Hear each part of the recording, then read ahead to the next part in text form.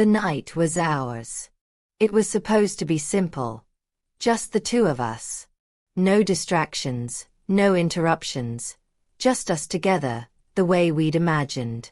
The kind of night where time slows down, and every second feels more precious than the last.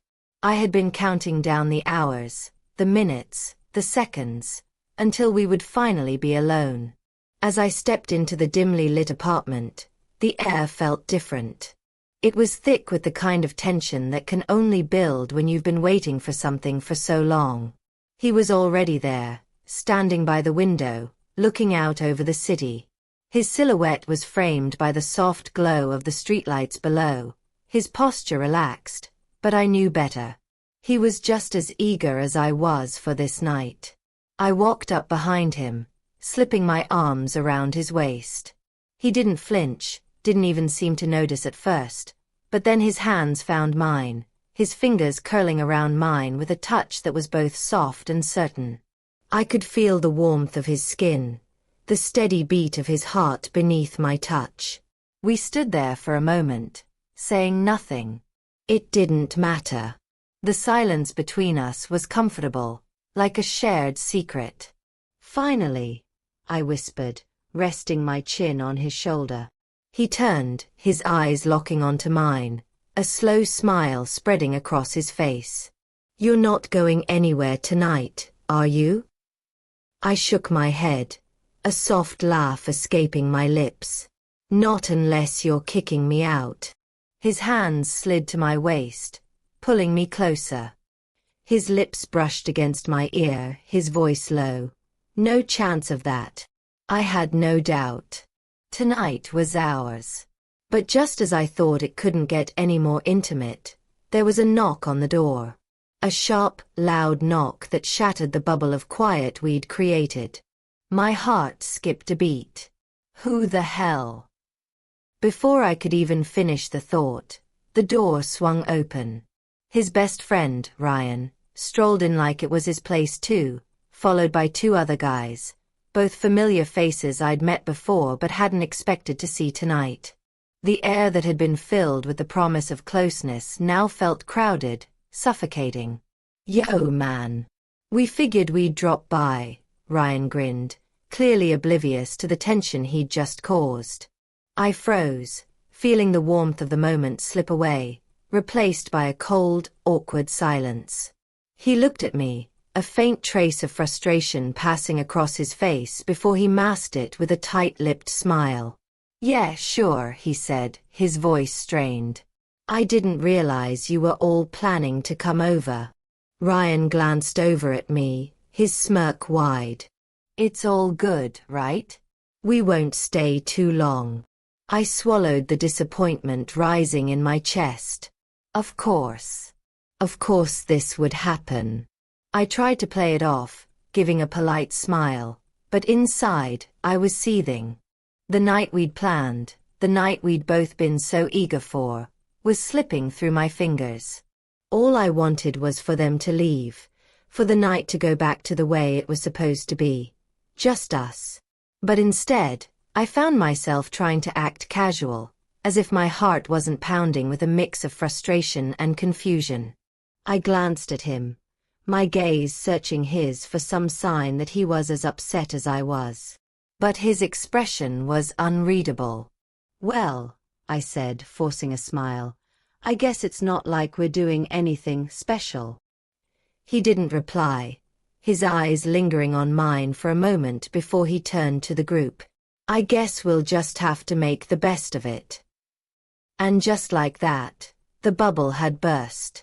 The night I had been waiting for was no longer ours. But as I stood there, surrounded by his friends, the urge to grab his hand and pull him away from all of this was stronger than ever. The night wasn't over yet, but I couldn't help but wonder if we'd ever get that moment back. The room felt a little too small now. The laughter, the chatter, the clinking of beer bottles, it all mingled in the air, drowning out the quiet that had once filled the space. I stood in the corner, trying to keep myself composed, but the frustration simmering beneath the surface was undeniable. This was not what I had imagined for our first night alone. Ryan and his friends were making themselves right at home, their voices growing louder as they cracked jokes and recounted old stories. I glanced at him, hoping to catch his eye, to see some kind of apology or acknowledgement that this wasn't supposed to be how the night went. But he was laughing along with them, his shoulders relaxed as if the disruption didn't bother him at all. I forced myself to join in, trying to seem like I was enjoying the company, but every forced smile, every laugh, felt hollow. Inside, I was aching for the quiet, for the connection we had before they arrived. I needed to feel like I mattered to him tonight, not just another person in the room. "You okay?" A voice broke through my thoughts. I turned to find Ryan's other friend, Mark, standing beside me with a concerned look on his face. "Yeah," I said quickly, plastering on a smile.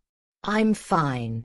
Mark didn't seem convinced, his eyes scanning my face with an unreadable expression. "I can tell you're not," he said softly. "Look, I know this wasn't what you expected, but we didn't mean to ruin your night." I nodded, though my stomach churned with irritation. It wasn't about ruining the night. It was about having expectations crushed. "It's not a big deal," I replied, my voice barely above a whisper. He didn't say anything else, but he seemed to understand. He walked away, leaving me to stew in my thoughts. I felt like a stranger in my own space, trying to pretend everything was fine while my mind screamed for things to go back to the way they were supposed to be. As the night wore on, I could feel myself withdrawing further.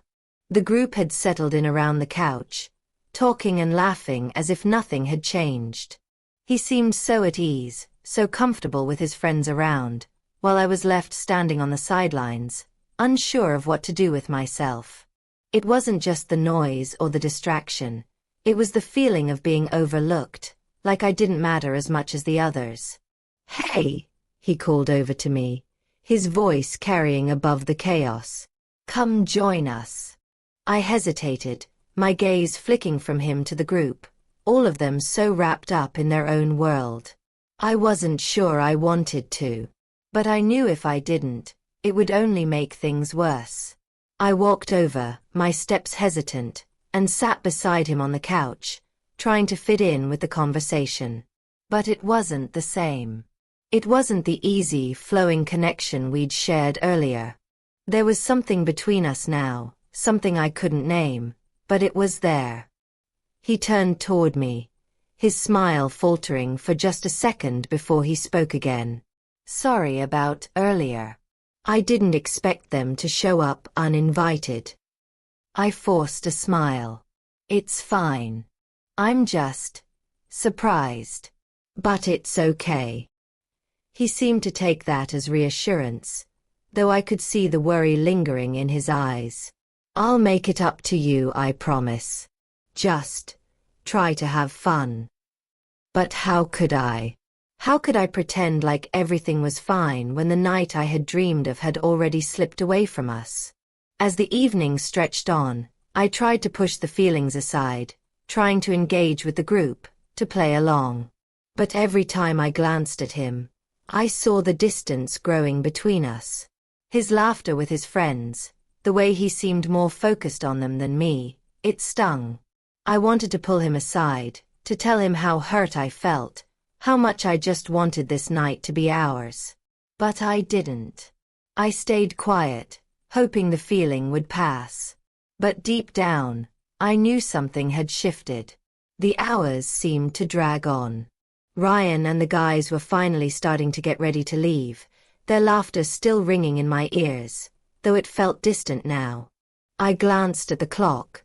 Past midnight. My heart felt heavy, the weight of the evening settling in. I stood up, needing some space to think. "I'm going to step outside for a bit," I said, my voice barely above a whisper. He looked up at me, his eyes narrowing with concern. "Are you okay?" I nodded quickly, too quickly, and turned to leave before he could say anything more. I stepped out onto the balcony, the cool air brushing against my face as I leaned against the railing, trying to steady my breath. The city stretched out before me, a vast sea of lights and sounds, but none of it mattered.